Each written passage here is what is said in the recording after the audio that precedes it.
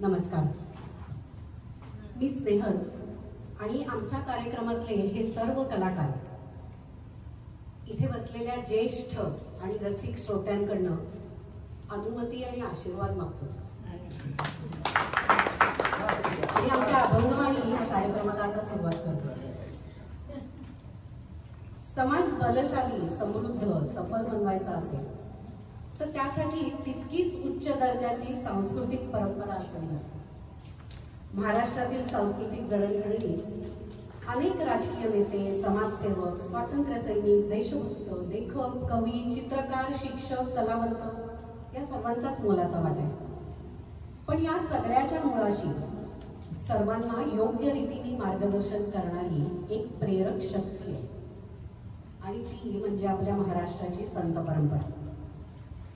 13व्या शतकापासून 17व्या शतकापर्यंत बहुजन समाज जणू काही सुप्त अवस्थेत पडून होतो.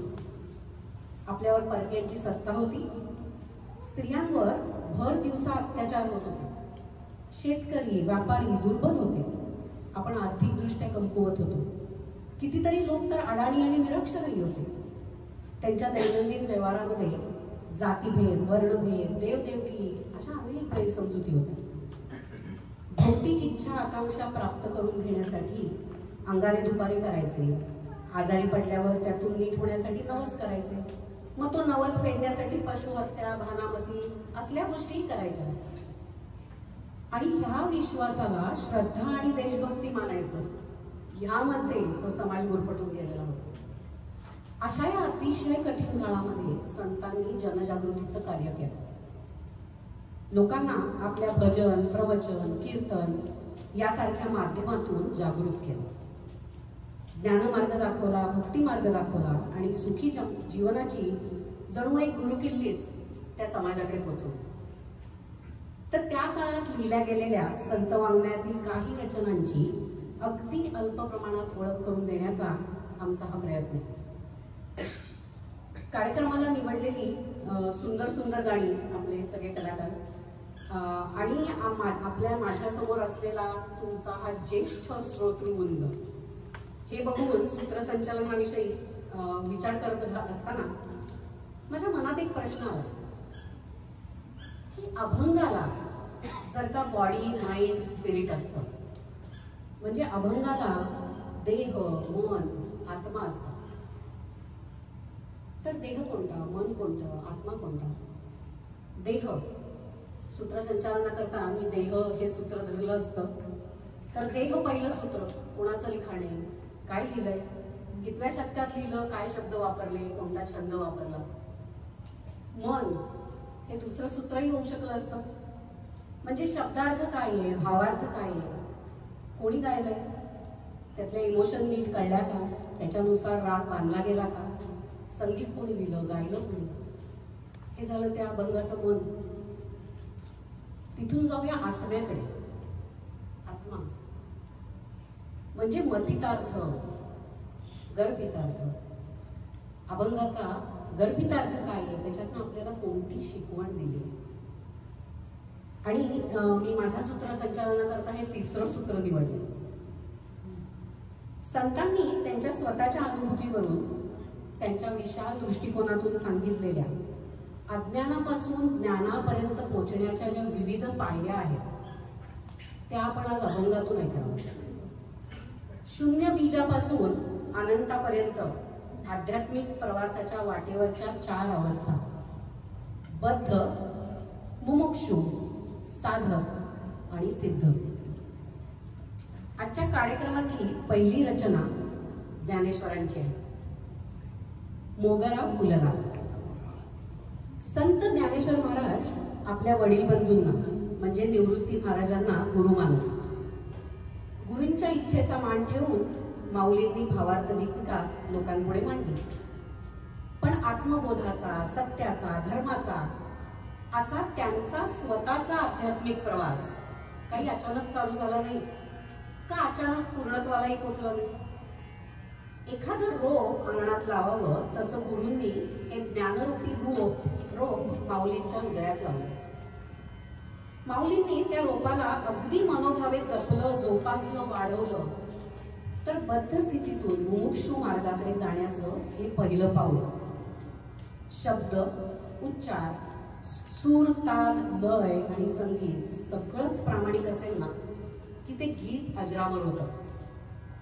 मनाला सात्विक आनंद देणारी ही पहिली रचना सादर करणारे अनघा तळवले.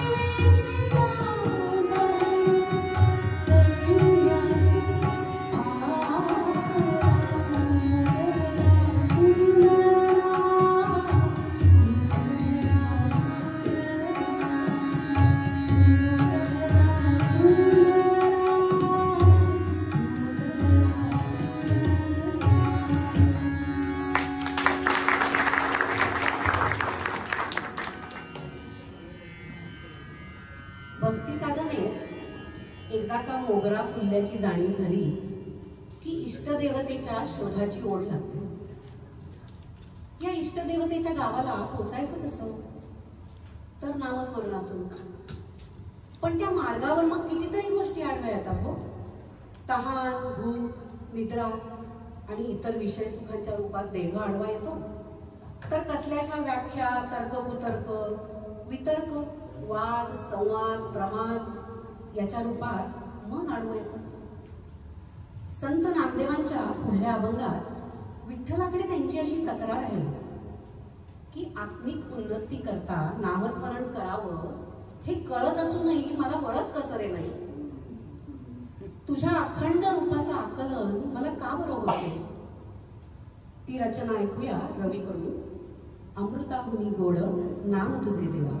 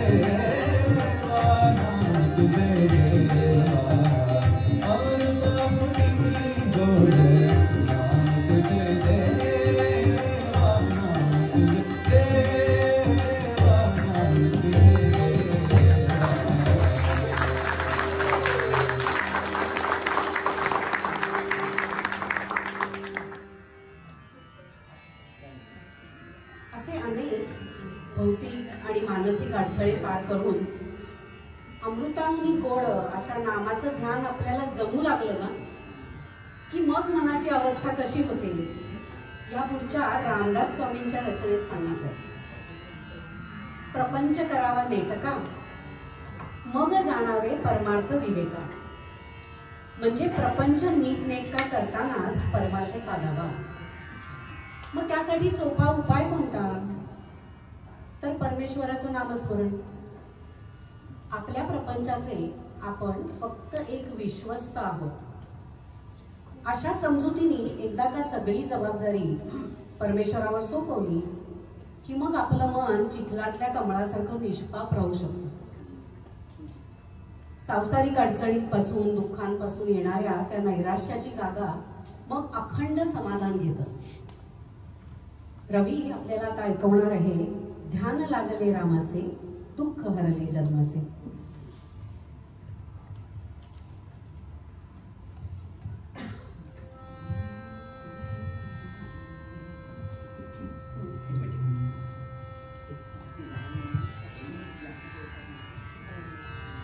श्रीराम जय राम जय जय राम. श्रीराम जय राम जय जय राम. श्रीराम जय राम जय जय राम. श्रीराम जय राम जय जय राम.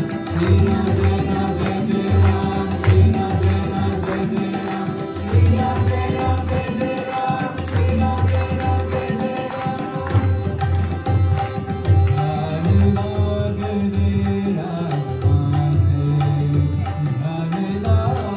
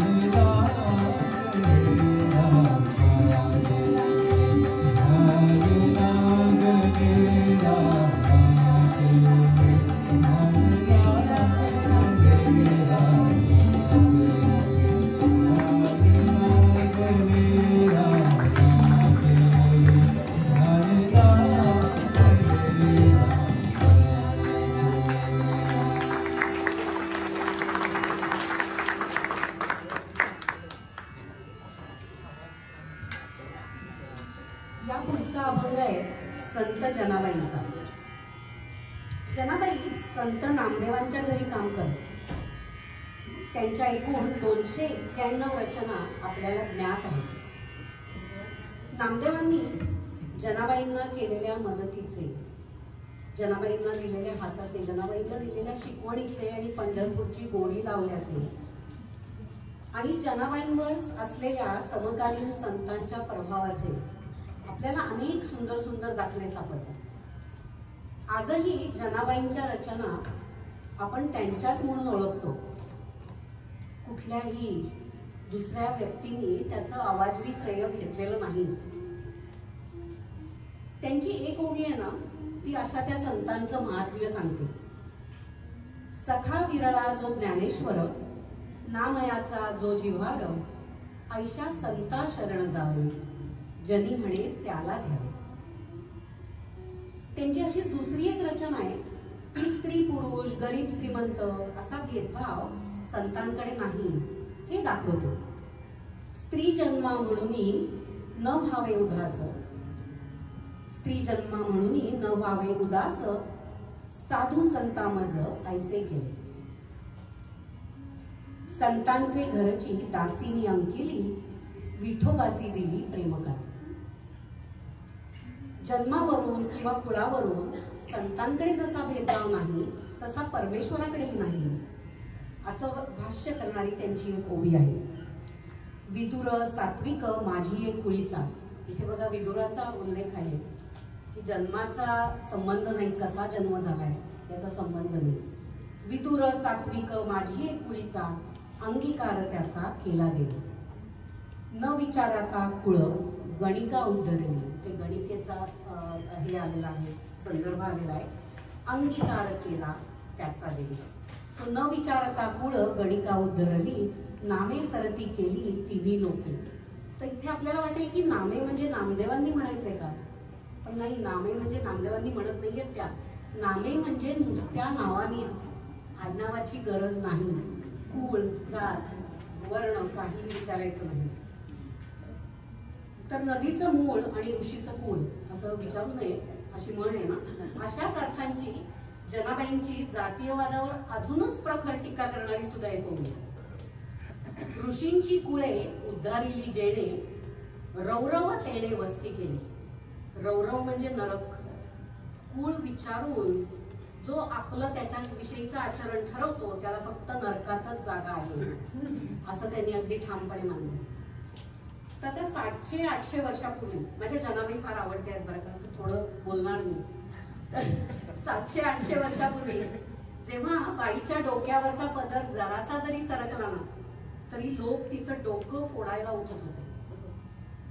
अशा त्या काळामध्ये स्त्री मुक्तीचा उद्घोष करणाऱ्या त्यांच्या ओव्या आहेत. डोईचा पदर आला खांद्यावरी. सोयीचा आहे म्हणून मी डोक्यावर न घेता खांद्यावर घेऊन कामं करते. डोईचा पदर आला खांद्यावरी, भरल्या बाजारी जाईन मी. मला घरात, स्वयंपाकघरात, माझघरात कामा करता तुम्ही कोंडू शकत नाही.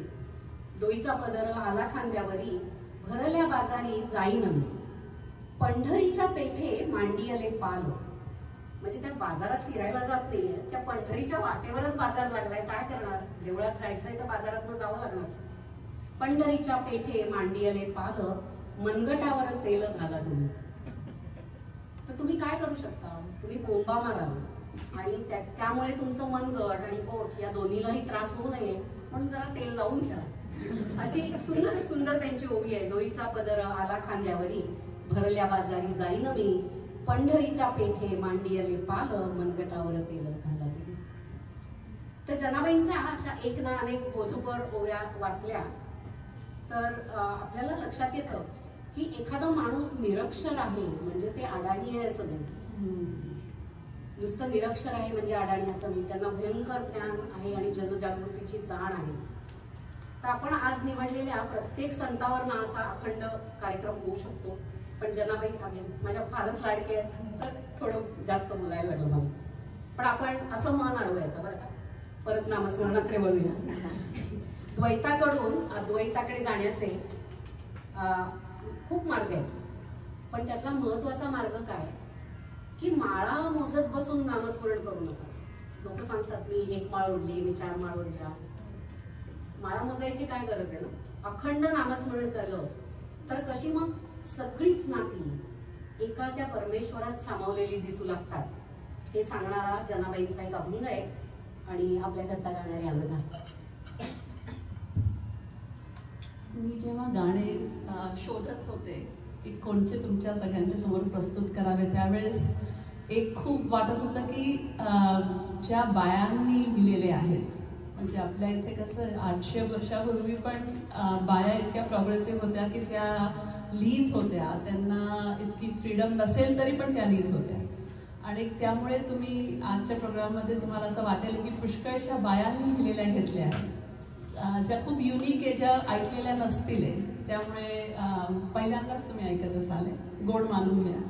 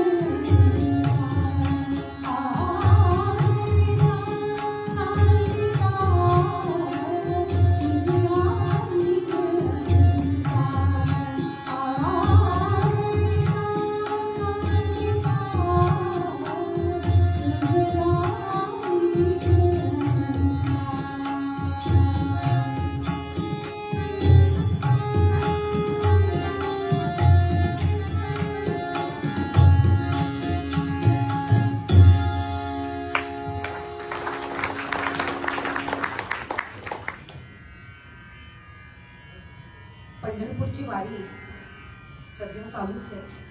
काहींना ती ऐकून माहिती आहे, काहींनी ती कदाचित केली असेल. एवढ्या कोणत्या ओढीने हे सारे वारकरी तिथे जात होते.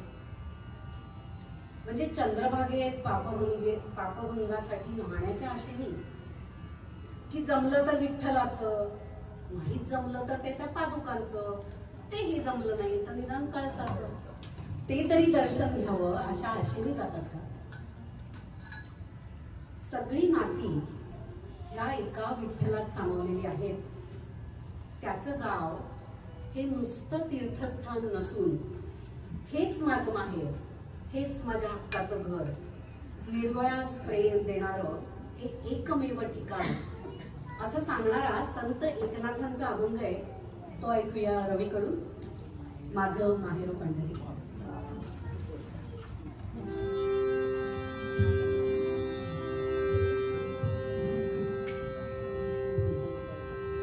विठ्ठल विठ्ठल विठ्ठल विठ्ठल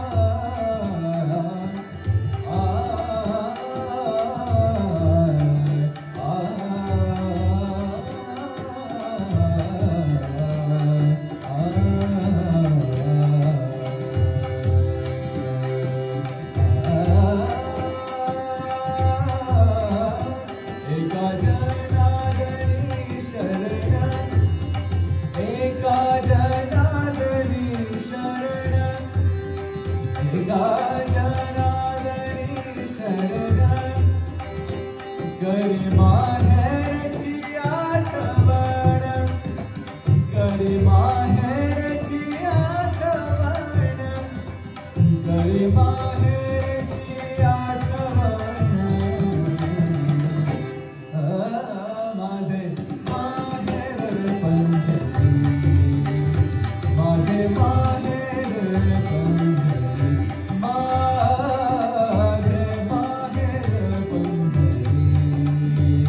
माझे माहेर पंढरी माझे माहेर माझे आहेर माझे आहेर माझे आहेर पंढरी आहे बेलरी जाती आहे बेलरी जाती हे माझे माहेर Pandhari.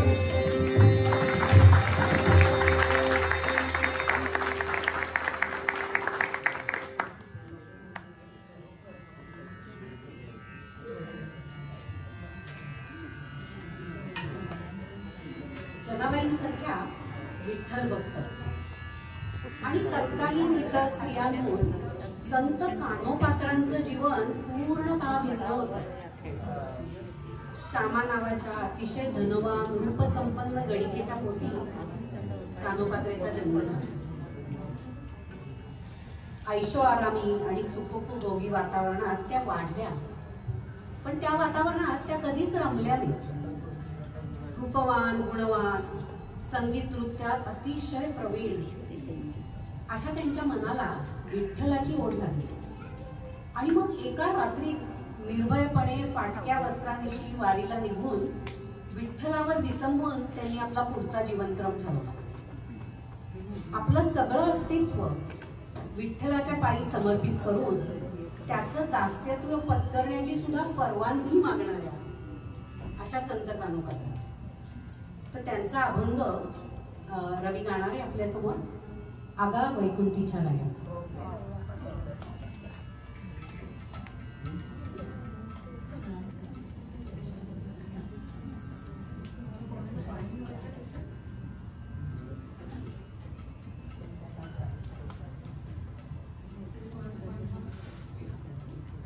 Does anyone on the stage need water? No. No, we have it. Thank you.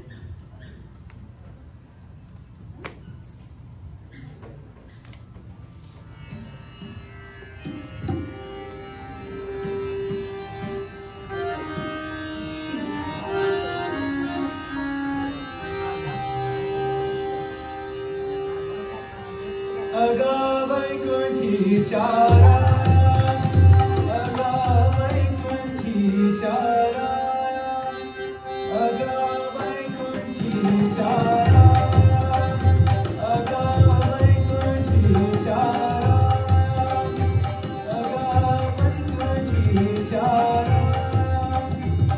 अगा वैकुंठीच्या राया अगा वैकुंठीच्या राया अगा वैकुंठीच्या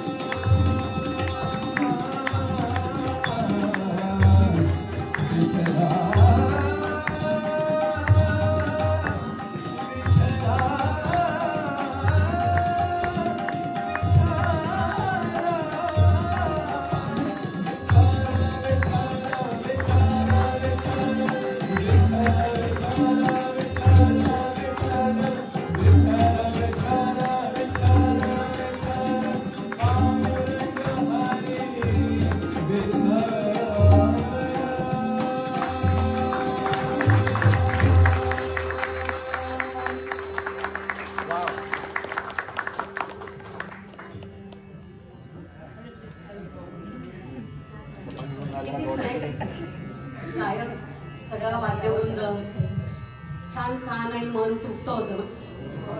परत एकदा छान जोरदार टाळ्या वाजवा बरं.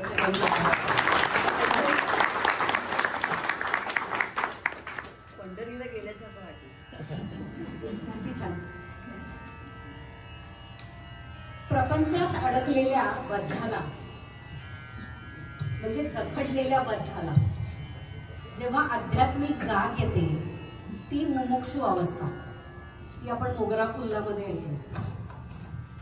मग नामस्मरणाने, ज्ञान साधनेने किंवा कर्म साधनेने, कर्म मार्गाने अखंड साधना करत राहतो तो साधक. आपण या कितीतरी अभंगात नामस्मरणाचं महत्व आणि नामस्मरणाने कशी आत्मिक उन्नती होत गेली ते आपण ऐकलं, म्हणजे त्या क्रमाने त्या पायऱ्यांवरून ऐकलं. आता ह्या पुढच्या अभंगात साधकापासून सिद्धाचा प्रवास चालू झालेला दिसतो. म्हणजे त्या पायरीवर अजूनही द्वैत जाणवतं, पण अद्वैताची चाहूल सुद्धा आहे. कुठेतरी कळतं की द्वैत आहे का अद्वैत आहे. तर साधकाची त्या सिद्ध अवस्थेत आता प्रवेश करण्याची जेव्हा तयारी झालेली आहे तेव्हा ती अवस्था येते. द्वैत आणि अद्वैतामध्येच गोंधळ उडायला लागतो मनाचा. संत तुकाराम महाराज या पुढच्या अभंगात म्हणतायत की मला आता दुसरीकडे कुठे जाण्याची काय गरज आहे. मला इतर कोणतेही नातेसंबंध शोधण्याची देखील काय गरज आहे. कारण तू माझा सखा सवंगडी आहेस. तू माझ्या प्रत्येक पावलासोबत आहेस आणि माझ्याकडे तू दिलेलं बळ, तू दिलेला दिलासा आहे. माझ्या प्रत्येक कार्यात तुझा हातभारही आहे. तर चला भारतीकडून ऐकूया, जेथे जातो तेथे तू माझा सांगा.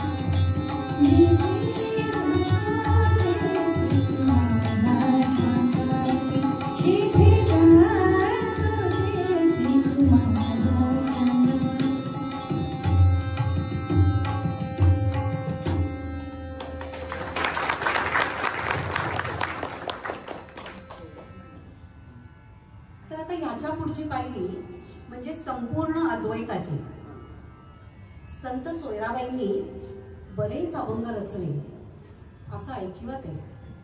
लिहून ठेवण्याचं नव्हतं तेव्हा, पण त्यातले 62 अजूनही उपलब्ध आहेत. त्या स्वतःला चोखोबाची महारी म्हणजे चोखोबाची बायको असं अतिशय अभिमानाने म्हणून गेली.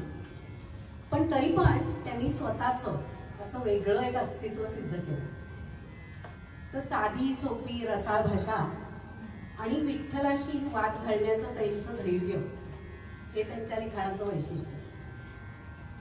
संत जनाबाई आणि संत कान्होपात्रांप्रमाणेच सोयराबाईंचाही ठाम विश्वास होता की केवळ शरीरच अपवित्र किंवा प्रदूषित असू शकतं, मन किंवा आत्मा हा नेहमी शुद्धच असतो. त्यांच्या एका अभंगात त्या म्हणतात, देहासी विटाळ म्हणती सकळ, आत्मा तो निर्मळ शुद्ध होती. देहीचा विटाळ देहीच जन्मला, सोवळा तो झाला कवळ देव. असाच अजून एक नितांत सुंदर अभंग सोयराबाईंनी लिहिलेला आहे, जिथे आता आपल्याला अद्वैत दिसणार आहे.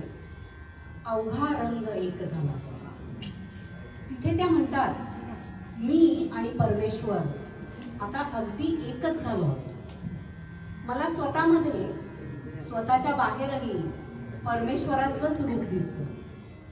काम, क्रोध, मद, मत्सर या चारही दैहिक दोषांपासून मुक्त अशी एक विदेही समाधिस्थ अवस्था मला आता प्राप्त झाली. ऐकूया, अवघा रंग एक झाला.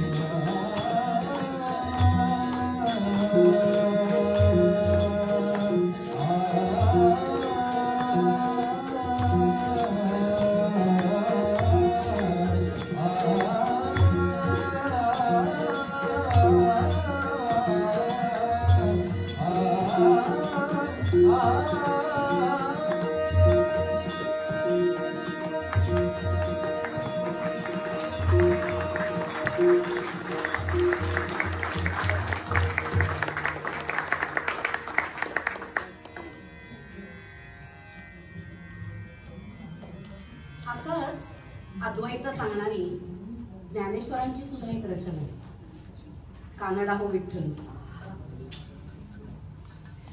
जेव्हा साधकाचा सिद्धाकडे प्रवास चालू होतो, म्हणजे द्वैत आणि अद्वैताच्या गोंधळात असताना जेव्हा ते अद्वैताकडे जाऊ लागतात तेव्हा मग त्यांची सामाजिक जबाबदारी वाढायला चालू होती. सो ज्ञानेश्वरांनी संस्कृत मधल्या गीतेचं प्राकृत मराठीत भाषांतर केलं आणि नुसत्या त्या कृतीतूनच जणू काही त्यांनी सगळ्या जगाला सांगितलं की ज्ञान मिळवण्याचा अधिकार सगळ्यांना सारखाच आहे. तिथे स्त्री पुरुष, काळा गोरा, गरीब श्रीमंत, अक्षर निरक्षर, उच्च नीच, वर्णभेद असा कुठलाही भेदभाव नाही. ज्ञानेश्वरांच्या लिखाणाचं वैशिष्ट्य असं की त्यांच्या लिखाणात वाङ्मय, भक्तिरस आणि सामाजिक शिकवण या तिन्ही गोष्टी अतिशय उच्च दर्जाच्या दिसून येतात. आपल्याला भक्ताची म्हणजे व्याख्या करायची असेल तर आपण कशी करू? एक अतिशय सोपी व्याख्या विरुद्ध अर्थ सांगून करता येते. आता ही छान व्याख्या आहे का? जो विभक्त नाही, जो विभक्त नाही, हे अद्वैत आहे, जो विभक्त नाही तो भक्त. आणि ज्ञानेश्वरांनी एका त्या सुंदर अनुभूतीमधून आपल्याला सांगितलेले. ते म्हणतात, पाया पडू गेले तव पाऊलची न तेथे, क्षेम देऊ गेले तव मीची मी एकली. म्हणजे वाटतंय द्वैत आहे म्हणून तिथपर्यंत पोचायचं आणि तिथे गेल्यावर लक्षात येतं की मग कोण आहे तिथे? कोणीच नाही. अगणित रत्नांचा प्रकाश झळकावा तसं मग ज्ञान आपल्या जाणीवेत उतरतं आणि तिथे दृश्य आणि दृष्टा यामधला भेद पूर्णपणे नष्ट होतो. दृष्टीचा डोळा पाहून मी गेलीये तव भीतरी पालटू झाली. म्हणजे शब्दांच्या, नामाच्या, शास्त्रांच्या, पूजा विधींच्या अगदी पलीकडे जाऊन जर साधना करतच राहिलं तर मग शेवटी सत्याचा शोध लागतोच की परमेश्वर तर आपल्या मनातच कायमस्वरूपी अस्तित्वात आहे. ती रचना भारतीकडून ऐकूया, कानडा हो विठ्ठल. स्नेहा, त्याच्या अगोदर तुला खूप खूप धन्यवाद. तू खूप सुंदर केलंस आणि इतकं सुंदर रवीने गायलं. त्याच्यानंतर मला बसून गायला जरा थोडंसं टेन्शन येतं. खूप कठीण गाणं प्रयोगाला घेतलेस दोन्ही. So I am proud of you. भक्ती रस महत्वाचा आहे, त्याच्यामुळे बघूया, प्रयत्न करतो.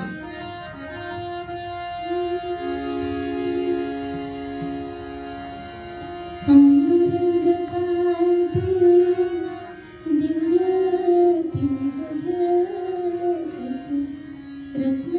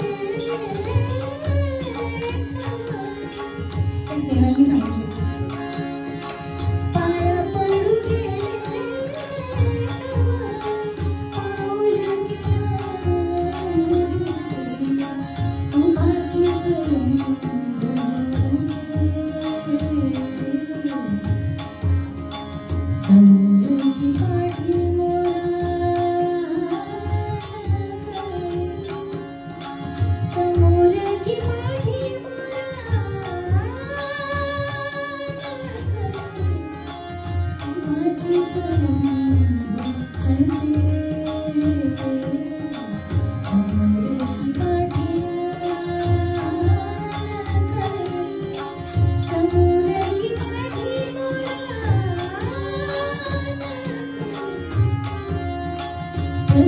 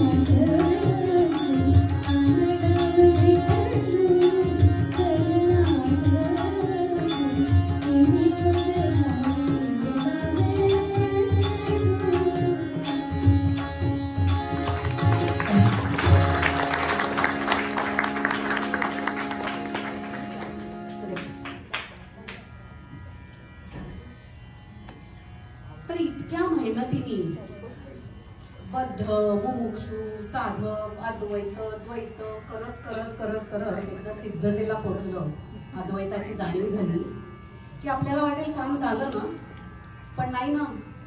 आता सिद्ध झाल्यावर मग जनजागृतीची समाज परिवर्तनाची जी जबाबदारी आहे ना ती अजूनच वाढते. त्या जाणीवेनी तुकाराम महाराजांनी एक ओव्या आहेत त्यांच्यातल्या 4, सेवितो हा रस वाटितो आणि का घ्यारे होऊ नका रानभरी. म्हणजे मला कळलेलं आहे ज्ञान, मला मी हा रस पितोच आहे, मला नामस्मरणाचा आनंद आहे, मला आता ही सिद्धी प्राप्त झालेली आहे. सेवितो हा रस वाटितो आणि का.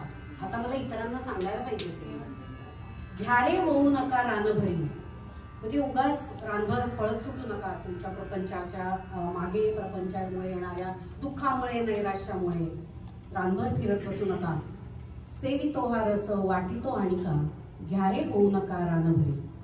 विटेवरी ज्याची पाऊले समान तोची एक दानशूर दाता. सो जो विटेवर पूर्णपणे बॅलन्स्ड असं आपण म्हणतो, 2 पाय रोवून व्यवस्थित उभा आहे आणि ज्याचा आपल्याला सगळं काही द्यायची तयारी आहे, त्याच्याकडे सोडून आपण इकडे तिकडे का धावतोय. सेवितो हा रस वाटितो आणि का घ्यारे होऊ नका रानभरी. विटेवरी ज्याची पाऊले समान तोची एक दानशूर दाता. महाराज म्हणतात मी भक्तिरसानी आणि ज्ञान सेवनानी पूर्ण झालेलो आहे आणि ते आता तुम्हालाही वाटत आहे. मग त्या पुढे ते जातात, या ओवीच्याही आणखी पुढे जाऊन ते म्हणतात, अरे भक्तांनो तुम्ही माझ्या बरोबरच चला ना, पंढरीमध्ये गर्दी करूया, आपण भगवान पांडुरंगालाच वेळ घालूया, भीमा नदीच्या तीरावर सरळ मोर्चे लावूया. चला भगवान पांडुरंगाशी लढून आपण त्याचं दिव्यत्व आणि त्याचे आशीर्वाद लुटूया. ऐकूया वेढा वेढा रे पंढरी.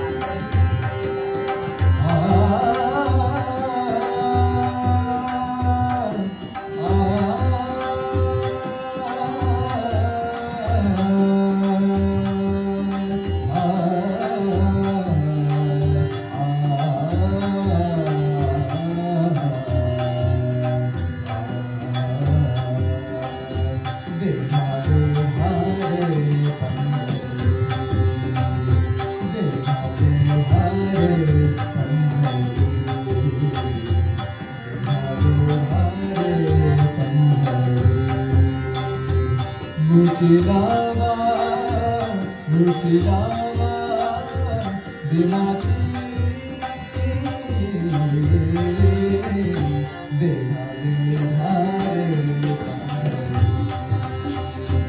बेहा बेहा बेहा बेहा बेहा बेहा बेहा बेहा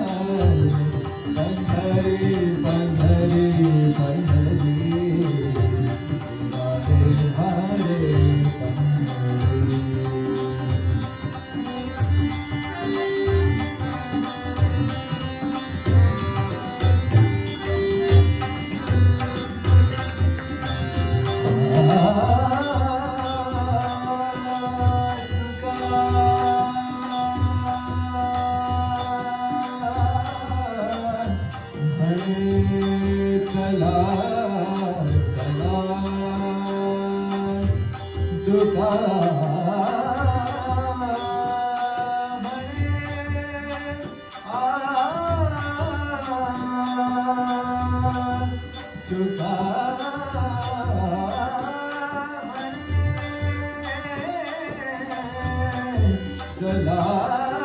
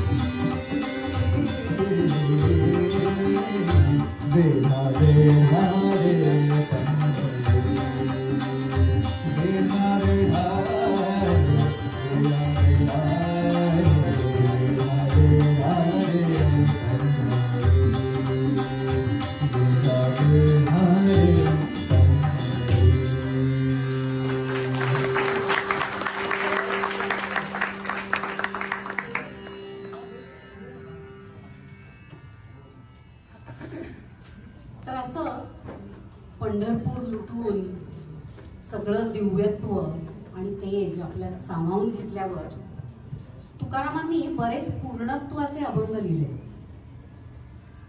त्यातल्या एका अभंगात अशा स्थितीचं वर्णन केलंय जिथे चहूकडे आनंदच आनंद आहे. म्हणजे भौतिक आपल्या वास्तव जीवनात आनंदाच्या शोधात आपलं मन अगदी फुलपाखरासारखं बागडत असतं.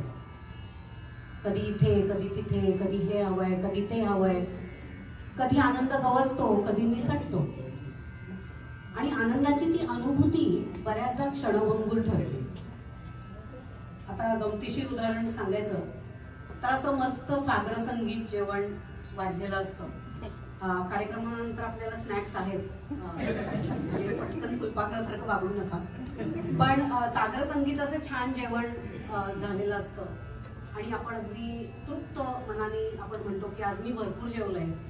तेवढ्यात कळतं की ती जी जिलबी केलेली होती ना ती संपली म्हणून आता गुलाबजाम वाढायला येतात आणि मग पटकन आपला आनंद कमी होतो की अरे भूक असती तर तो एक खाल्ला असता, की इतका तो आनंद क्षणभंगूर आहे.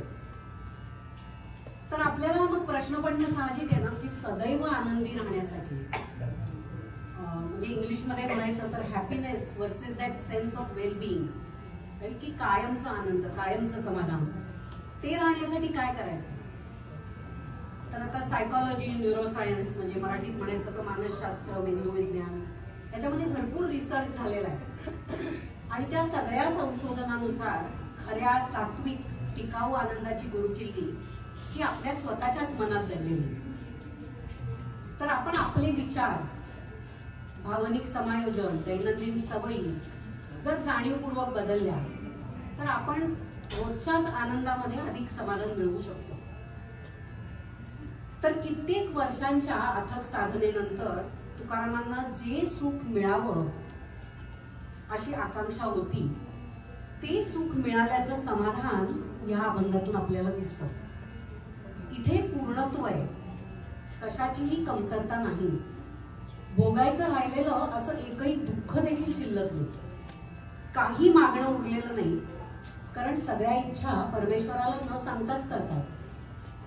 अतिशय समाधानी वृत्तीने लिहिलेल्या या अभंगात ते अपरंपार आनंदाची एक वेगळी परिभाषा सांगतात. एक अशी भाषा की जिथे शब्द हरवले. महाराज म्हणतात, मी स्वतःच आता आनंदाचा डोह झालोय. मीच आनंदाचा डोह असल्यामुळे माझ्यातच आता आनंदाच्या लाटा उसळतात. म्हणजे माझा आनंद हाच माझ्या आनंदाला कारणीभूत आहे. आपले सर्व कलाकार एकत्रित गाणार आहेत, आनंदाचे डोही आनंद तरंग. बाहेर प्रचंड पाऊस चालू आहे तेव्हा शांतपणे बसायचे.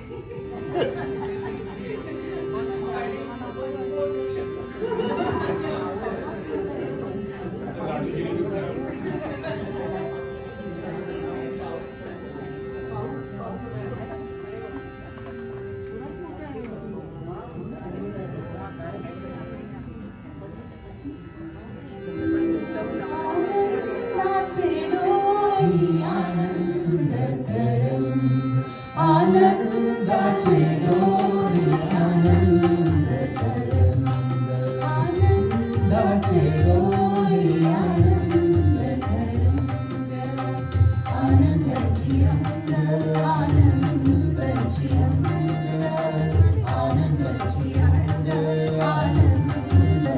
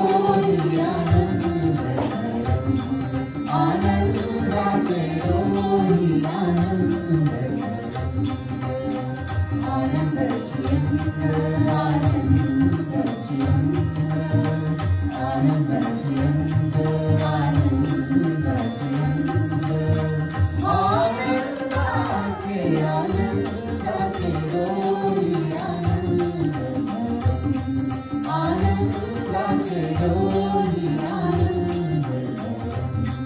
आनंदाचे डोळे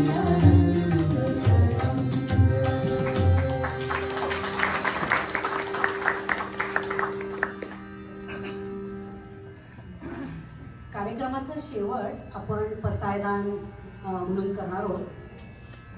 पण या पूर्णत्वाच्या स्टेपवर आपले बद्ध मुमुक्षु साधक सिद्ध आणि ही पूर्ण आनंदाची ही जी स्थिती, इथे मी आपल्या कलाकारांची ओळख करून देणार. कलाकाराची खरी ओळख कलाच असते. ह्या लोकांनी मला त्यांचा काही रेझ्युमे बायो वगैरे पाठवलेलं नाही. मी त्यांची नावं सांगणार आहे आणि त्यांची कला तुम्ही बघितलीच आहे. सो मी आता नावं सांगते. तबल्यावर आहे संदीप हट्टंगडी आणि त्यांचे फेवरिट शिष्य विहान केरकट्टे. तुम्ही बघताय की ते कसे अतिशय गोड, एक उजव्या हाताने एक डाव्या हाताने, म्हणजे प्रॉमिनंट हँड वेगळा असल्यामुळे अशी मस्त मिरर इमेज असल्यासारखे वाजवतात. आणि संदीपचं वैशिष्ट्य असं की त्यांनी सांगितलं माझी ओळख करून द्यायची तर विहानचे गुरु एवढं सांगायला की म्हणजे ही गुरुची खरी ओळख. हार्मोनियमवर आहे सुजित फणसे. एकही रिहर्सल नाही, त्यांनी आमच्याबरोबर आज येऊन ते कळत आपण विचारू ना, मी कळेल शेवटच्या अंतरापर्यंत सूर झाला लागले. सुरेख सुजित सुंदर सा. आपले सिंगर्स मी इकडनं चालू करते. अनघा कळवदे,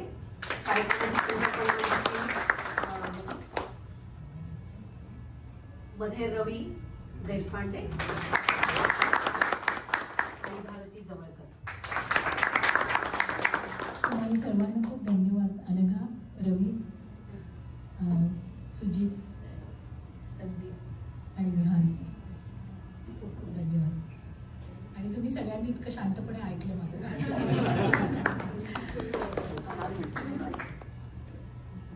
आणि कार्यक्रमाचं स्क्रिप्ट आणि लिखाण माझं मी स्नेहल. पण कल्पनाबद्ध, मुमुक्षू, साधक आणि सिद्ध, म्हणजे संत सुद्धा काही अचानक ग्रेट संत झाले नाहीत ना. म्हणजे त्यांनी पण कुठून तरी पायऱ्यांवरून ते गेले. तर त्या पायऱ्यांवरनं त्यांचे अभंग बघण्याची इच्छा आम्हाला होती. आणि Anagha give me the freedom to do that. आणि मला परत मी सुरुवातीला 3 देवींचं थँक्स केलंच होतं आणि शिल्पाचं पण केलं होतं. पण म्युझिशियन्स ना, संदीप आणि सुजित दरवेळेस कधी पण प्रोग्राम मी बसत असे नेहमी धावत येतात. आणि they both are so talented. Sujit harmonium वाजवतो, तबला वाजवतो, फ्लूट वाजवतो. तुम्ही सगळ्यांना तुम्ही ह्या दोघांना ओळखत असाल. मला खूप छान वाटलं की हिनी ज्या प्रकारे पूर्ण टॉपिकला नेक्स्ट लेवलला घेऊन गेली. आज रवी ग्रॅज्युएट झाला, त्यामुळे आम्ही आज प्रसाद नंतर देणार आहे सगळ्यांना. रवी आणि विहान दोघं जण 12वी पास नंतर दोघं जण कॉलेज सुरू करणार आहे. त्यामुळे आजी आजोबांचे दोन्ही मुलांना आशीर्वाद हवे. बस आम्हालाही असू मुलांना सांगा त्यांची आणि कॉलेजला पुढे कुठल्या कॉलेजला. Vihan, you want to tell? I'll be going to UNC.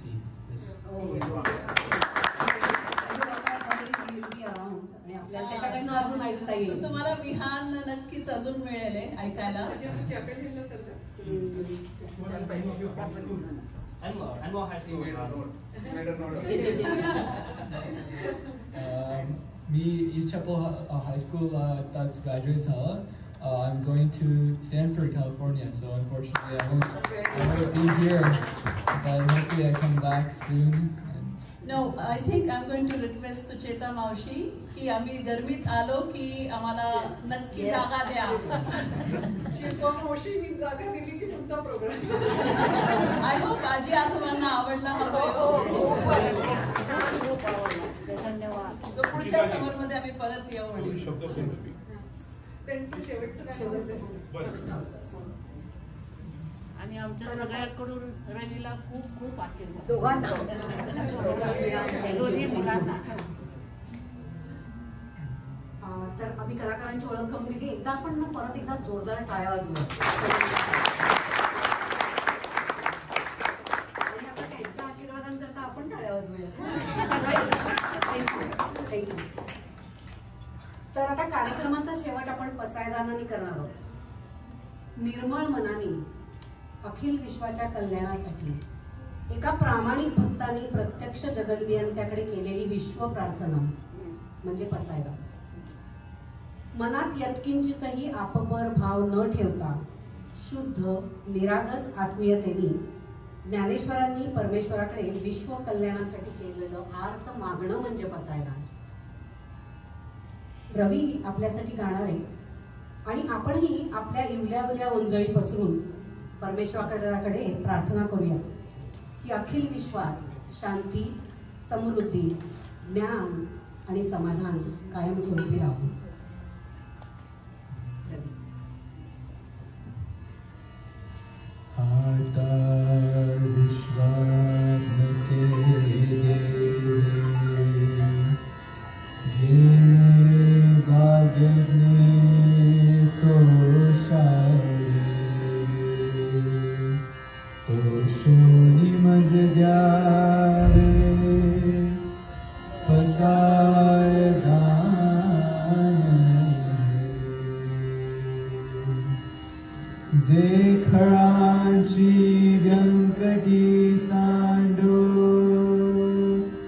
तया सत्कर्मी रतिभा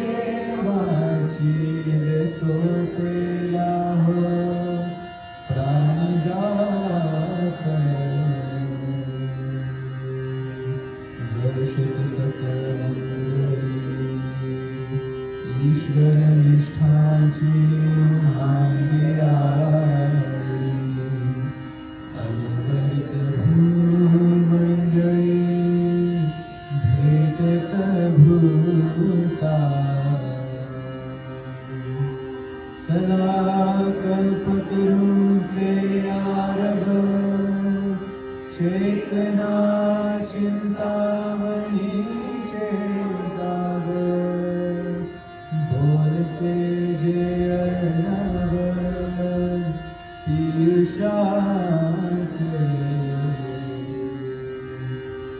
चंद्रगे जे अनाच्छन मार्तंड जे तापहीन ते सर्वाही सदा सज्जन सोय रे हो तू इंद्रहुना सर्व सुखी पूर्ण होनी तिन्ही लोकी भजिजो आदि पुरुषी अखंडित